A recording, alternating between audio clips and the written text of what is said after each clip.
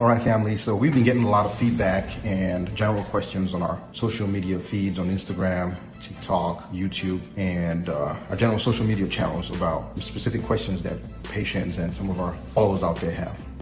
So what we've decided to do is a segment called Ask the Doc. And we're going to feature these on a weekly to monthly basis, and depending on the kind of feedback we get and what kind of questions we receive, we'll try to address them specifically and pointedly to answer those questions. One of the common themes we've been getting is about shoes, swelling, pain, and some of the common trends out there. We're going to do a full segment next week on shoes and recommendations for working out, for running, dress shoes, and we're going to talk a little bit about your foot type. But today we're going to talk a little bit about swelling. We've gotten several questions about leg swelling, ankle swelling, foot swelling, and what patients should be looking out for and what to do when you have this kind of swelling. So now you have quite a few common causes of swelling in the legs, ankles, and feet. So let's break them down a little bit. For leg swelling, fluid buildup is one of the most common causes of swelling in the extremities, especially in the leg.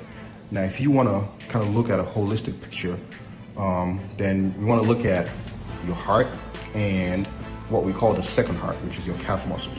Your heart, as we know, pumps blood, what we call oxygenated blood, from the heart down to the periphery, so to the legs, to the arms, and to the rest of the body. And that's usually done by arteries. Veins, on the other hand, take blood in the other direction, from down the lower extremities back up to the heart to get oxygenated again. Now, arteries on one hand kind of work with gravity, but veins on the other hand work against gravity. And that's why your calf muscles are sometimes called the second heart, and they're very, very important.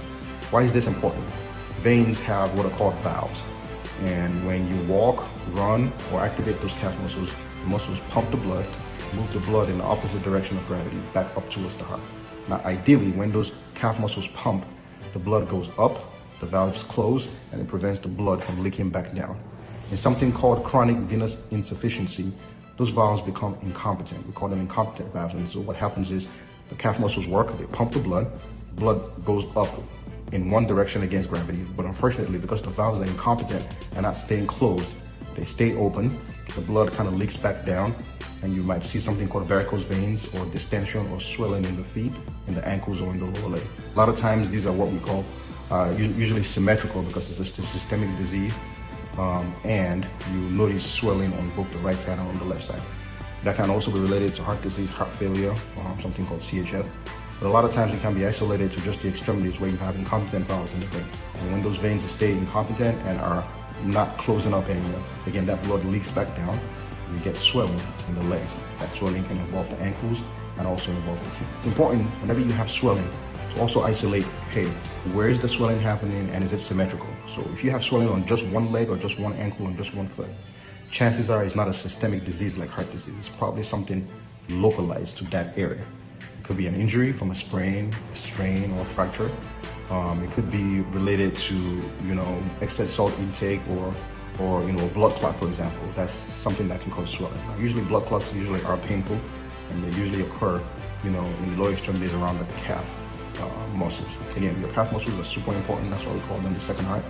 So if you have isolated pain in one area, say for example on the left side or not on the right side, then you want to kind of see, hey, is there a history of any kind of traumatic injury? Did you bump it, hit it, brain it?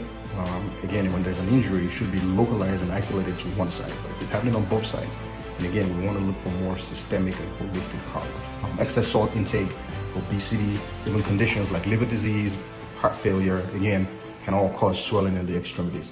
Pregnancy can contribute to swelling, and again, certain medications, for heart disease and conditions like heart disease can also cause swelling and or fluid retention.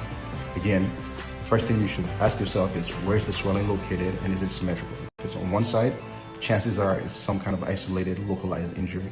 But if it's symmetrical, then it's probably more systemic.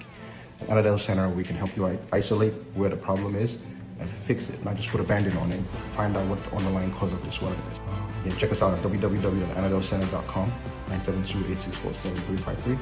We would love to talk to you about your lower extremity swelling and what can be done for it. God bless. Look forward to seeing you guys next week. We're going to talk a lot about shoe gears, shoe recommendations, and what kind of shoes you should be wearing for this specific time of frame. God bless. Peace.